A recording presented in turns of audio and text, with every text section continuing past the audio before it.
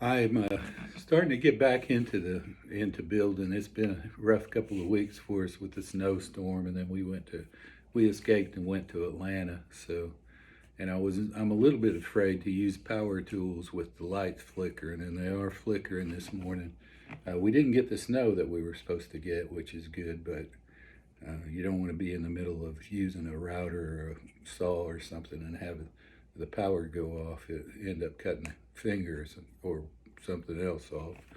So I just was messing around, looking at some of the things. I have done a little bit of work on this one and to get it back to kind of play in shape. So I put new strings on it, lighter gauge strings. This is the very first acoustic guitar I made, and I know, it looks like I have a lot of tools that I've collected through the years, but this one I built with very, very few tools, a few hand tools and a router. Basically, that was it. Some chisels that I had, some saws that I had, other things that I already owned, and sanders, things like that. So you don't need a lot of tools actually to build one anymore. This was something like a service. They call it just a kit.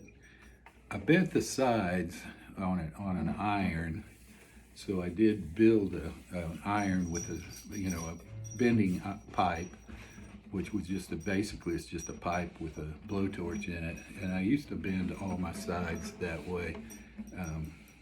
It's quicker to do them with the setup I have now, but you can still do it the old-fashioned way, which is with a pipe over a pipe.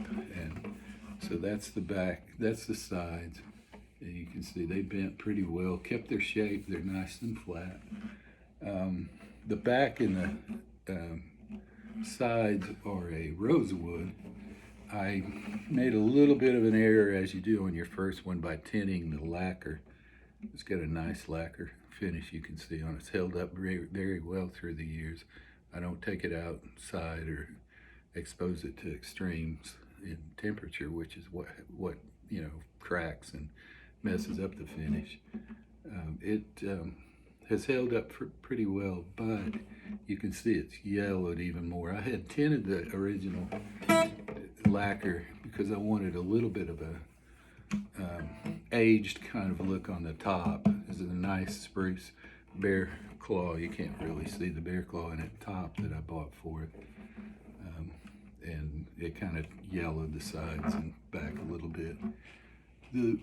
I made the original rosette. I had a couple of books that are great resources. One is Irving Sloan, who wrote one of the first books on building classical guitars, and he talks about the craft that the luthier has to have of making their own rosettes and trim pieces for it. So I built that one. I built a few that I've made the rosette, but it's just easier to buy it. The top is again spruce. You buy these little plastic stick-on pick guards. That's nothing. The bridge is ebony, and this saddle is just cow bones. Nice ebony pins that I got it. Putting the bridge in the correct place is important so that you get good intonation. So that's one of the skills, that separates a good guitar from a junky piece of crap guitar. This is a real nice ebony bridge. The fretboard I bought slotted, so I didn't need any tools for that. I did buy nut files, which are pretty expensive. And then this is an ebony overlay on a mahogany neck with my logo. And I cut that out of mother of pearl with a jeweler's saw, inlaid it. That was a challenge. My first came out okay. You can see the name is Tupelo. That's what I used to call the guitar company, whatever. It was Tupelo Guitar Works, but Patricia didn't care that much for the name. The truss rod is inside the guitar, and it's a piece of metal that runs up through here. You have to buy those. You can make them, but it's just better if you buy one, I think. And it helps you get the right geometry on the neck. You can't really see it too much, but the neck is not entirely flat across here. It has a little bit of a dip in the middle of it, which keeps the strings from buzzing on the frets. Nice little simple 1/4" mother of pearl dot inlays and fret job. I do a pretty good job with the frets. I have to say that I've learned how to do that through the years. So I went back, and sometimes you'll get these will, as the guitar ages and dries out or changes in humidity, the ends of the frets sometimes will stick out a little bit. So I redid those, rounded them off and everything. One of the major flaws I made was when I routed the truss rod. That's that metal rod that runs through there. I got the slot a little bit too deep, and there wasn't, when I started carving the profile of the neck, it's kind of rounded. I couldn't go very deep. I ran into the bottom of the truss rod slot, so I had to put this skunk stripe, they call it, on there, which is typical maybe of a Fender uses that because they use a rear mounted truss rod. Another sort of error in it is the neck is pretty chunky, and that's a common beginner's mistake, they say, is not to get it not to take enough off of the sides of the neck. Still playable, not as comfortable as some of the more recent ones I made, but it works pretty well. It's a little bit heavy. As I said, I didn't have very many tools, so I didn't have the things to thin out the wood. I just used it as LMI sent it, which was about 1/8 of an inch thick, maybe just a little bit more than 1/8 of an inch. And that's just a little bit too heavy. The bracing on the inside, I didn't know much about building them, so the bracing's a little bit heavy too, which makes the whole guitar, a pound or two heavier. In some ways that helps it, the guitar makers will measure things like that for a certain sound. Sometimes they leave the braces pretty heavy, and it gives it like an old Martin kind of sound. It does affect the tone. The size of the box, all of that stuff affect the tone. And you can't hear that too well, but it's got a nice boomy kind of sound to it. The sound hole itself, the size of the sound hole, they say makes a difference. My ear is not good enough to measure all of that stuff. It plays, stays in tune. Matter of fact, I picked it up after like a year of just sitting around with old rusty kind of strings on it, and it was still in tune. I was pretty amazed at that. So it's got nice tuners on it, which are also important. And like I said, plays pretty well. The intonation just means that if I play an A, it should register as an A note. So here's an A, and here's an A further up the fretboard. The guitar itself, you can't get perfect intonation, so you just kind of trade off. Our ears have gotten used to that, they say, so it's okay. And some electric players, they can get a little bit better intonation, but you can't ever get it perfect. So it's a trade-off. But this one's got, like if I play an E, I can play an E at the 12th fret is usually where you go. And I also get a harmonic, and all those play pretty close to an E, with a little bit of fluctuation. So part of that is because I didn't cut my own slots. I did do my own frets, and I inlaid, the pearl and all that. Anyway, that's probably enough about the build. And like I say, I built this thing on the back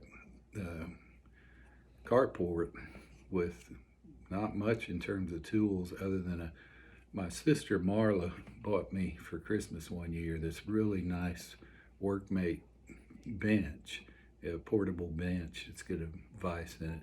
That thing, I still have it. I use it all the time. It was a great Christmas gift, and I sure did appreciate her getting that for me, but I didn't even have a workbench. And so I had a couple of routers and a couple of hand saws and hand tools and some chisels and a few, a hammer. I guess a hammer is not really something you use to build a guitar with, but I just, through the years, I've collected tools. Anyway, maybe a little bit about what it sounds like,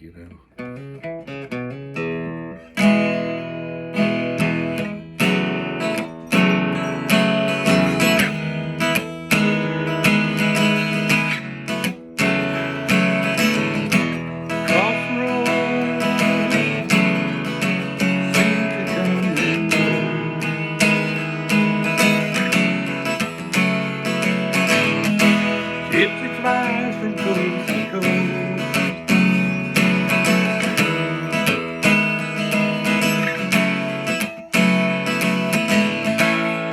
Knowing me of love, knowing sorrow and but back home you're always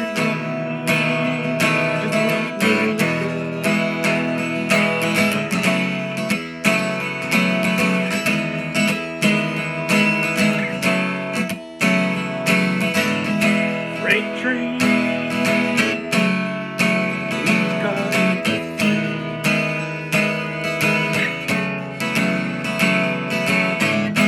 No one knows the gypsy's name.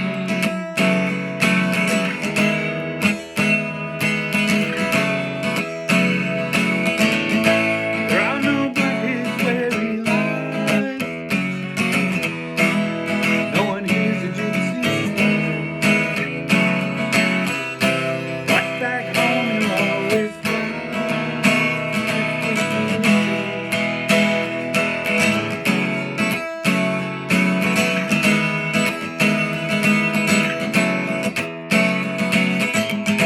cross the road, you ever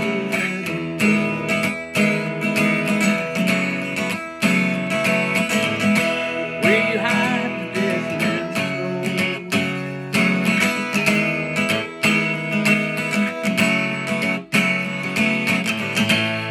Living life beneath the flame, it's spirit, but I know he'll never stay without me.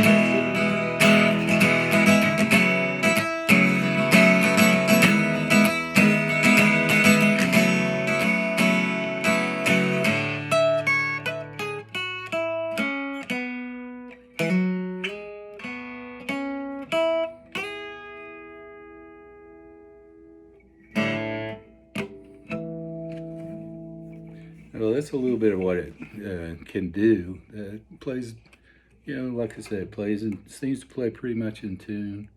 It's old, it's one of the first I made. I just wanted to share it with you that, I know it looks like you have to have a lot of tools, but honestly, if it costs you one way or the other, you either have the tools and you do some of the machining yourself, or you can buy these things in a kit. You can buy them a piece at a time. You can look for eBay sales, and as long as you have a few hand tools like chisels, and I would say a router and a chisel are probably the most important. Maybe a dead blow hammer to hammer in the frets, and a few specialty files that maybe cost you a few $100s to put together enough tools to do it.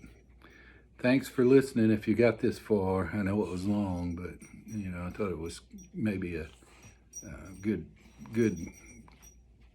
to see where that it's not all